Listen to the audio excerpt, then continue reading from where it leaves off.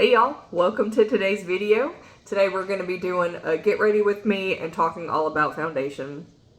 And foundation can be one of those things that is a little complicated, especially figuring out your right shade and the right way to apply it. So we're going to talk all about that today, and just keep in mind that foundation is one of the most important things on your face. I can't speak for makeup artists because I'm not one, clearly, but most of them will spend the majority of the time on the foundation, not the eyes, not the lips, not the cheeks, because if you don't have a good foundation, then everything you put on top of it is going to look like shit.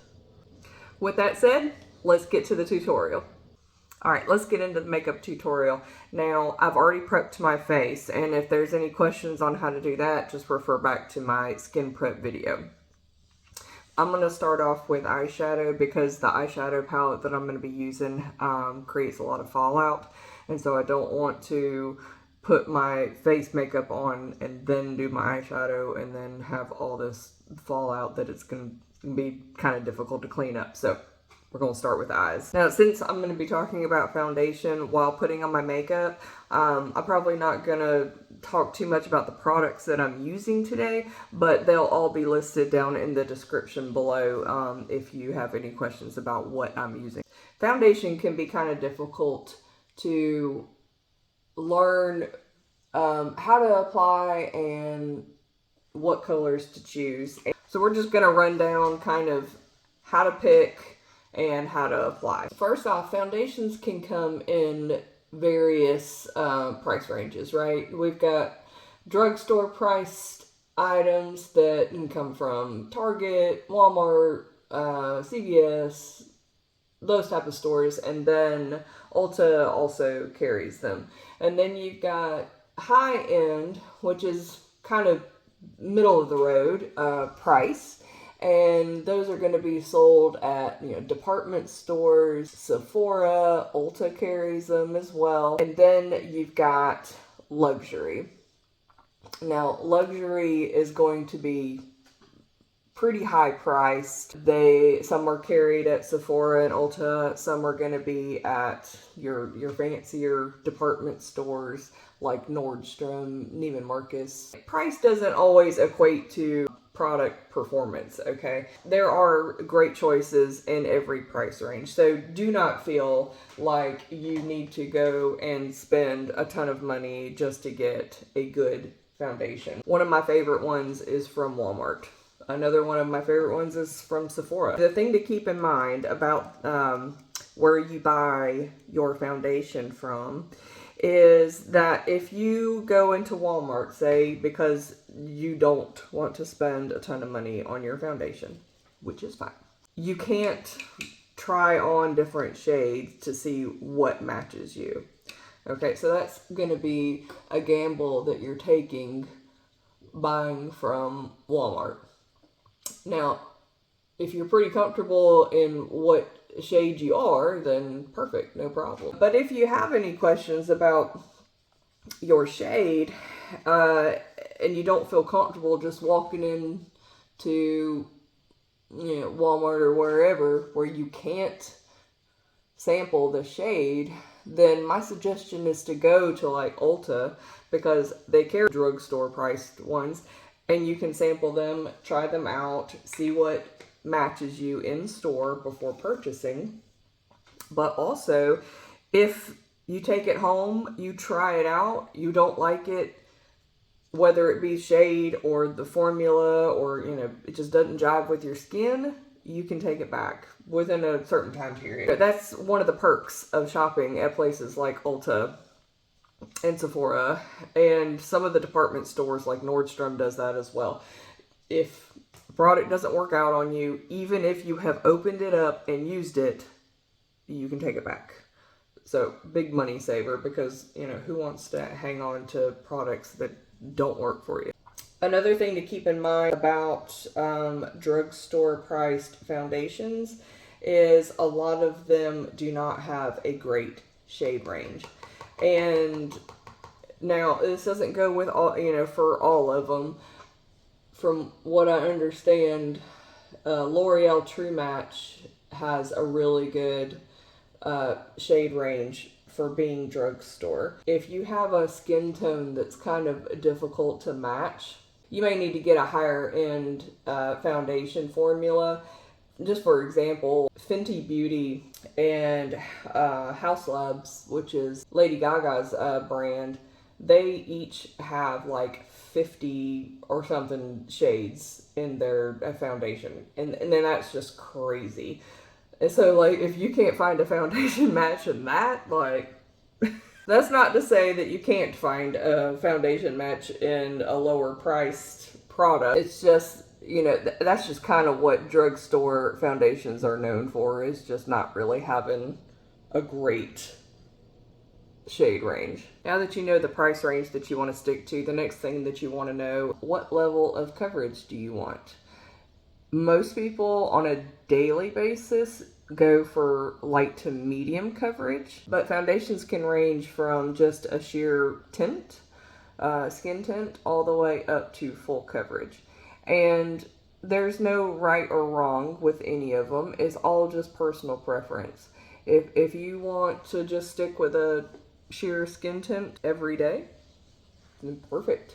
If you want full coverage where it covers every single imperfection that you have on your face, perfect. Fine. It's all personal preference. Bear in mind that, say you wanted to get a medium coverage foundation for your daily wear. If you wanted to one day wear it lighter, apply less, or mix in a little bit of your moisturizer with the foundation to sheer it out. If you wanted to wear full coverage one day, get you a formula that's medium buildable to full. Just add additional layers as needed. That way you don't have to buy a full coverage when you want that, a medium coverage when you want that, a light coverage when you want that. So it just helps you not have to buy so many different kinds. And same goes if you like light coverage. A lot of light coverage foundations can be built to medium just by layering. So look for that. If that's something that you're interested in, look to see if they claim to be the buildable formula. That way it just makes it a little bit more versatile in how you can use it. Next thing to consider when you're purchasing a foundation is going to be the finish. Foundations usually come in 3 main finishes. They're going to be matte, a satin or natural, and a luminous or dewy. And now, again, it can be personal preference, so what kind of finish you want. But you also need to take in your skin type. Take into consideration what kind of skin you have. If you have super dry skin, you probably want to stay away from a matte finish because it's likely to get a little cakey looking. If you have super oily skin, usually you want to stay away from the real luminous, dewy foundations because they typically have some oil in them to help with the luminosity. But if your skin's oily, you already have your own oil, and you can end up looking like a grease slick. If you've got combination skin, you can pretty much do any of them. You just may have to tweak the type of primer that you're putting on underneath.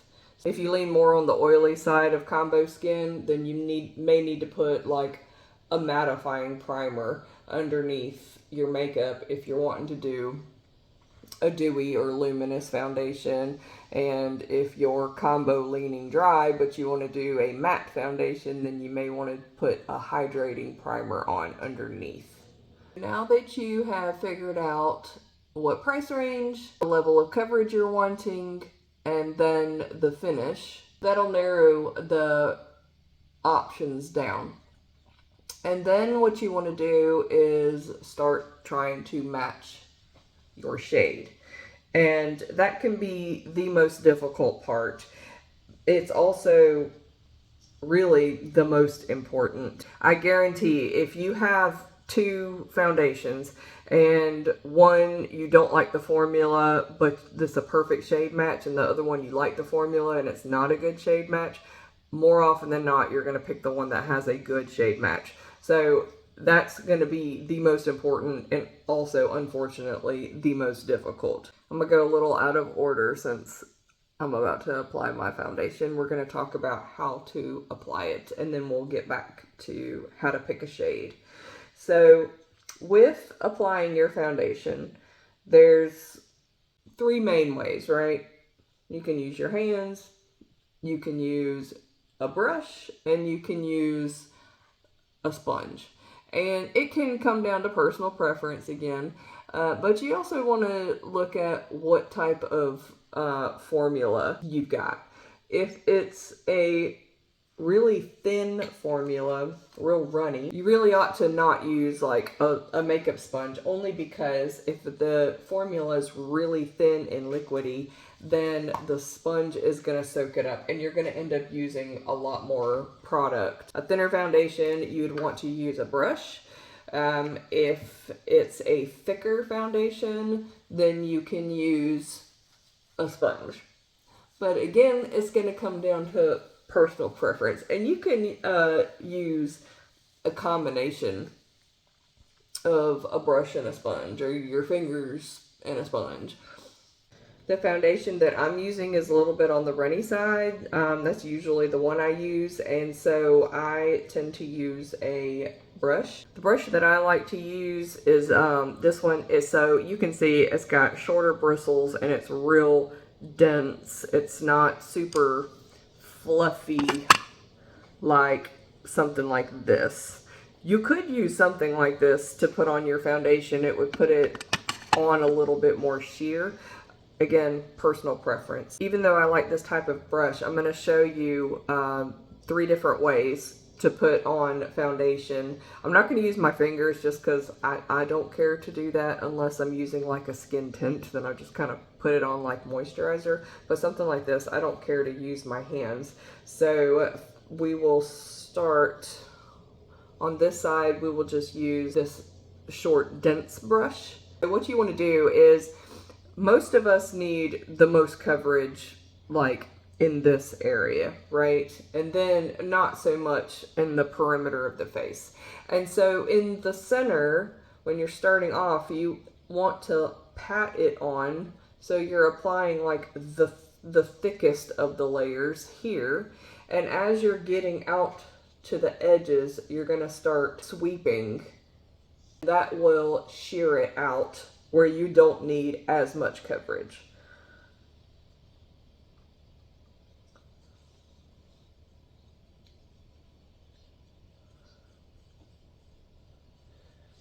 You want to make sure you take it a little bit down your neck so you don't have this line of demarcation where your makeup ends and your unmakeup skin begins. Another thing is you want to take your time. You don't want to rush this.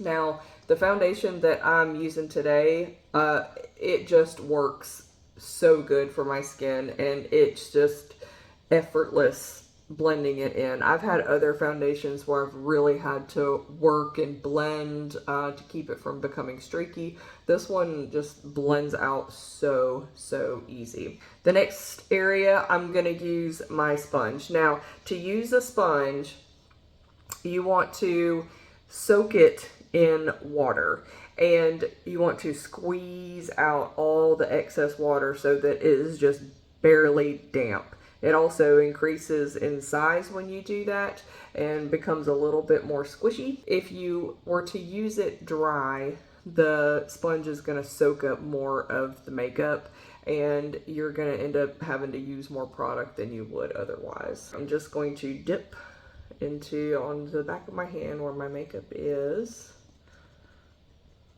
and then start patting on my skin.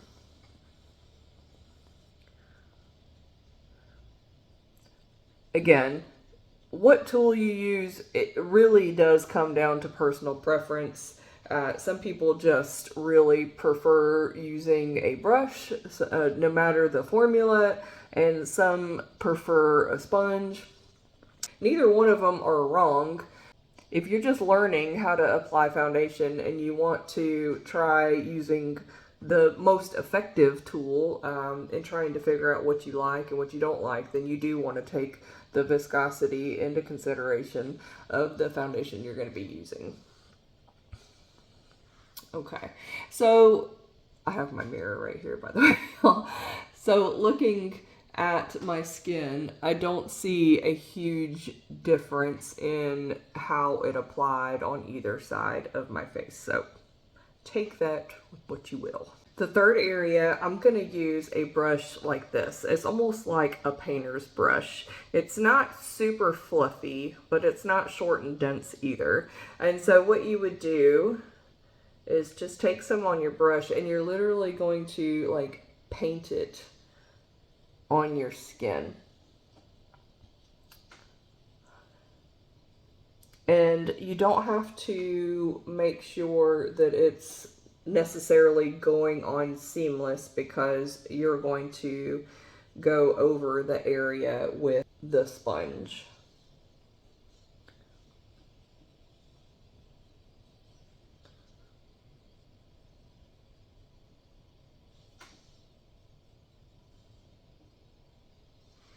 I'm going to take my sponge and just go over that area and make sure that it's all blended out. We've got no streaks. Making sure that at my hairline, it's not some severe line of demarcation where makeup ends and hair starts. One thing I did want to mention is that some foundation formulas do dry down kind of fast, so I recommend working one area of your face at a time as opposed to dotting the foundation all over your face and then going back and blending.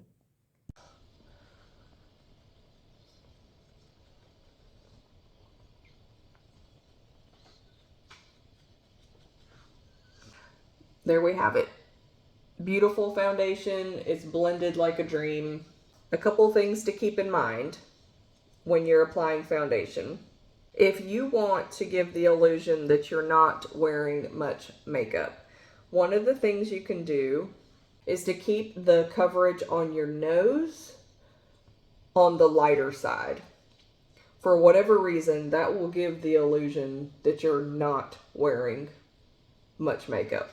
And then another trick you can do, now this goes especially if you're using a higher coverage makeup, but you want to give the illusion that you're not wearing a high coverage, you can take either a little bit of makeup remover on a Q-tip, or you could use like a freckle pen.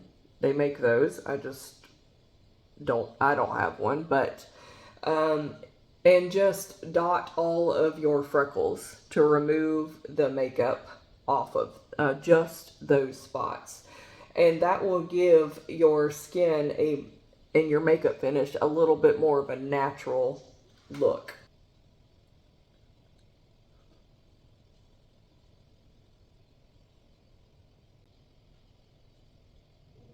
Let's get back to talking about how to find your perfect shade in foundation. That can be very tricky. Foundations normally come in a few different shade ranges, right? They can range from fair to light to medium to tan and deep.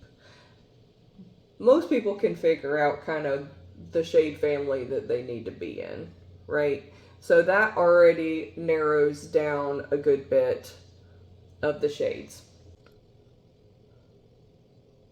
Within each shade range, you're going to have various options based on undertone. And undertone is very important for you to figure out which one you are. Now, there are three main ones. There's warm, cool, and neutral. Warm is going to have more of a golden or yellow undertone, and cool is going to have more of a pink undertone, and then neutral is going to hit somewhere in between. Me, I am neutral but leaning cool. One way to figure out what undertone you are is to look at the veins on the inside of your wrist. If they appear more green, then you are likely a warm undertone. If they appear more purple or blue, then you're more likely a cool tone, cool undertone. And then if you've got both, then you're neutral. And it's important to know what undertone you are, because if you go and get a foundation, say you're a warm undertone and you get a cool undertone foundation, it's going to look really pink. And if you're cool and you get a warm foundation, then it's going to look extremely yellow. On me, even some neutral tone foundations, so ones that are not supposed to lean either, too far one way or the other, still will look yellow on me. Another way to figure out is jewelry. If gold typically looks better on you, then you're most likely warm. If silver jewelry looks better on you, then you're most likely cool. And if you can wear either, then you're likely neutral. So within each shade range, they're going to have options for cool, warm, neutral. And a lot of brands, they will literally have a C, an N, or a W at the end of the shade name, so that kind of tells you what undertone it is. Now that you've narrowed down your shade range and your undertone, that should leave you with just a couple of shades to try. And you can swatch them directly on your face to see which one matches you. I'll insert a photo of me, a couple of them swatched on my face, so you can kind of get an idea. So you can see the first swatch is way too dark, right? That's actually usually my summer shade. And then the second one is way too light, and the undertone is off. And then the third swatch, you can barely see, especially compared to the other two, because it matches my skin. So that's one way to figure it out. And you can always, if you're in store, you can ask for help in figuring out what shade matches you perfectly. There's plenty of sales associates at Ulta and Sephora that are more than willing to help. You could bring a friend, you could take a picture and look at it yourself. Go out in direct sunlight and make sure. Again, if you think it matches you in store and you take it home and it doesn't, you can bring it back. They will issue you a refund, or you can exchange, whatever. You just don't want to skimp on the process of picking out the best foundation for you. Also, remember that not every brand is going to have a foundation that matches you. Some foundations just in general pull really warm. If you have extremely cool undertones, then you just might not find one that works for you. An example is MAC and Hourglass foundations. They both pull extremely warm, and I can't find a shade match for myself with those foundations. So don't get discouraged if you, say, try to shade match with a couple different brands and you just can't figure out one that works for you. They just may not have one that will, and it ain't you, it's them. Okay, they should have a better shade range. All right, there's the finished look. Our foundation looks seamless and beautiful. If you have any other questions about foundation that I didn't address, leave your questions down in the comments and I will get back to you. And remember, makeup is very much trial and error, practice. You're not going to be perfect to start off. I'm still not, very much not great with makeup, but better than I used to be. Thank y'all so much for watching the video. Make sure you like and subscribe before you leave, and I'll catch y'all on the next one.